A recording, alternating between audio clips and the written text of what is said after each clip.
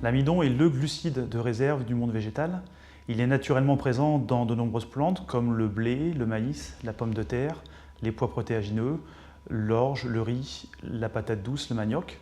En France, nos amidonniers utilisent le blé, le maïs, la pomme de terre et les pois protéagineux.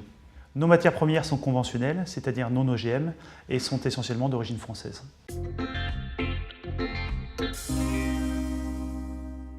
En France et en Europe, les amidonneries utilisent exclusivement du blé et du maïs, conventionnels, c'est-à-dire non OGM. Les procédés de production diffèrent suivant les matières premières. Pour le blé, on passe d'abord par une étape de transformation où l'on vient extraire la farine du blé par différentes étapes de broyage et de tamisage. Cette farine est ensuite mélangée à de l'eau et ça permet de venir extraire les différents constituants principaux que sont les protéines de blé, qu'on appelle communément le gluten, et le lait d'amidon.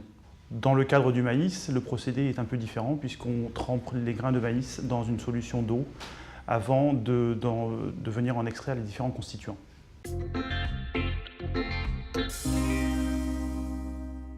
L'amidon est utilisé dans de nombreuses applications alimentaires puisqu'il apporte des propriétés gélifiantes, texturantes et liantes.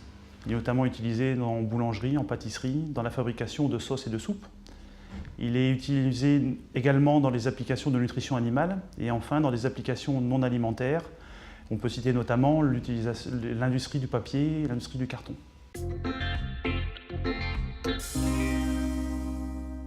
L'amidon modifié est avant tout un amidon.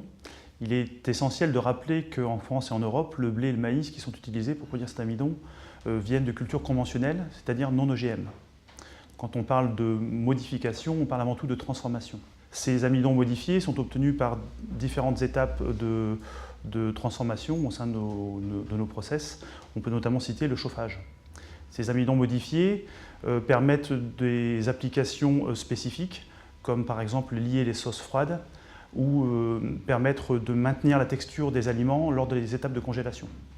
Donc on trouve effectivement deux types d'amidons, les amidons natifs qui sont obtenus tels quels et des amidons modifiés qui sont obtenus par des transformations additionnelles au sein de nos process.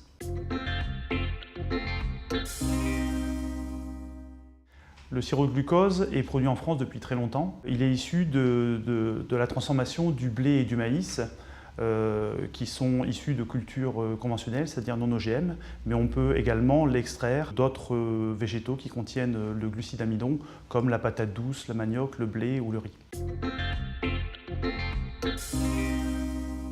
Si l'on prend le blé, on extrait du blé la farine par des étapes de transformation, de broyage et de tamisage. Cette farine, on vient la mélanger à l'eau et ça permet d'en extraire les composants principaux que sont les protéines de blé, qu'on appelle communément le gluten, et le lait d'amidon. Dans le cadre de l'utilisation du maïs, on mélange ces grains de maïs à l'eau, ce qu'on appelle une étape de trempage, et on vient ensuite extraire les différents constituants, dont le lait d'amidon. Dans nos industries, on met en œuvre des étapes de transformation qui sont similaires à celles que l'on met en œuvre dans notre corps humain quand on digère des aliments tels que les pâtes, le riz ou le pain qui contiennent de l'amidon. Dans notre corps humain, les enzymes de la bouche, le pH de l'estomac et les enzymes générées par le pancréas sont utilisées pour faire une hydrolyse de cet amidon en deux étapes. Dans l'industrie, nous procédons de façon similaire en réalisant une hydrolyse de cet amidon en deux étapes. Alors on parle d'hydrolyse puisque l'amidon est une chaîne de perles dont les éléments constitutifs sont le glucose. Et donc on vient par ces procédés d'hydrolyse casser cette chaîne de perles afin de produire des sirops plus ou moins concentrés en glucose. Donc on a différents produits finis, différents sirops de glucose qui ont des teneurs en glucose plus ou moins élevées suivant les applications alimentaires que l'on souhaite mettre en avant. Le sirop de glucose est avant tout utilisé pour ses propriétés culinaires. En cuisine, il apporte du goût, du volume, de la texture et de la stabilité aux aliments. On peut notamment mettre en avant le sirop de glucose pour éviter le dessèchement des biscuits, pour éviter la cristallisation du sucre dans les confitures ou dans les bonbons, pour apporter du moelleux au gâteau.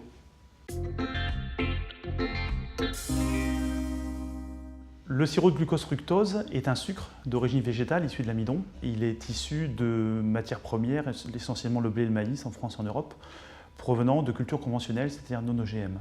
À la différence du sirop de glucose, le sirop de glucose-fructose est composé de molécules de glucose et de fructose qui ne sont pas liées. On peut faire la comparaison avec le saccharose, qui lui aussi contient des molécules de glucose et de fructose, mais qui sont liées entre elles. La fabrication du sirop de glucose-fructose consiste à isoler l'amidon, puis en venir en extraire les unités de glucose. En effet, l'amidon est un collier de perles dont les perles sont des molécules de glucose. Le sirop de glucose est ensuite transformé en sirop de glucose-fructose en utilisant une enzyme qui permet de venir convertir certaines molécules de glucose en fructose. Le mélange ainsi obtenu est conditionné et livré à nos clients. Le sirop de glucose-fructose est utilisé pour son goût sucré et il apporte certaines applications de couleur, de texture aux aliments. Il est notamment utilisé dans les bonbons, les confiseries, les glaces et les boissons.